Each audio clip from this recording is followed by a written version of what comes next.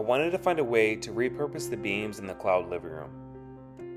So I decided to ask our master carpenter and Miguel on how we could repurpose it into a really cool custom dining room table. I really didn't want to spend $5,000 for, something generic or even something that wasn't, fitting for the space. Since the formal dining room is large and it's open to the kitchen, I wanted to make something that was dramatic but still modern. I wanted to use wood, glass, and concrete all together to create something really cool and unique and something that nobody else has. So I had the guys create a mold with melamine board. GFRC concrete is really unique and it does not stick to melamine board, so it's perfect for creating molds. At first, we created the table in too tall, so after we poured the concrete, we actually had to cut it down. So the guys screwed everything together, including the openings for the beams to run through.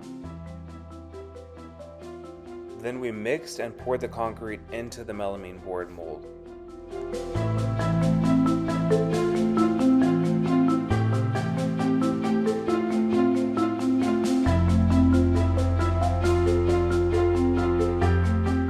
To give it a really sleek look, we smoothed it out before it dried.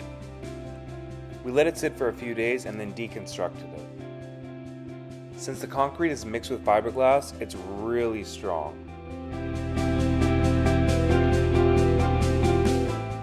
In the meantime, we cut the beams down to 15 feet, so that there was a little bit excess on each side. Then we knocked out the melamine board that was used to create the hole for the beams. I wanted it to be slightly oversized so the beam would look like it was kind of resting in place. I just kind of winged it because I had no inspiration for exactly how the table was going to be made. We actually poured too much concrete and we had to cut it down. Then when we moved it into the house, it was really heavy. So we used a truck and dollied it into the dining room.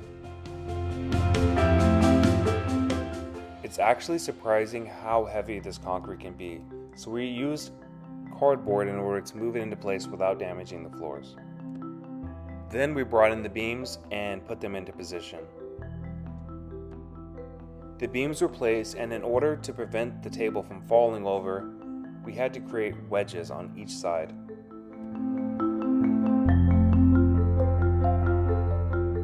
So we screwed in the wedges to make the table nice and secure and not flimsy.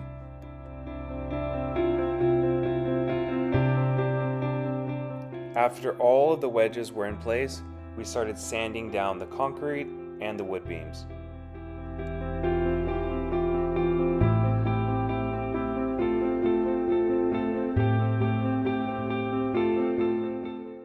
If you ever plan to sand down concrete, make sure to wear a mask because the little particles can get everywhere and it's obviously not good for your health.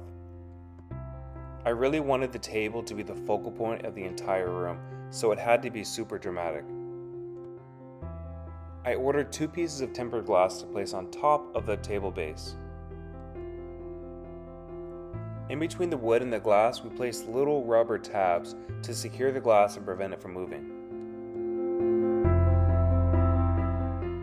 I really am so happy with this dining room table. It's modernist yet brutalist and just really fills the space. I know it's not a traditional dining room, but it really is a focal point for this modernist room. I paired it with, obviously dining room chairs. The wood chairs are Eames chairs from the 1960s, and the other are Max ID from New York. And in the corner, I put this really cool Max ID chase just in case somebody wasn't in the mood to eat. Be sure to like and subscribe for more.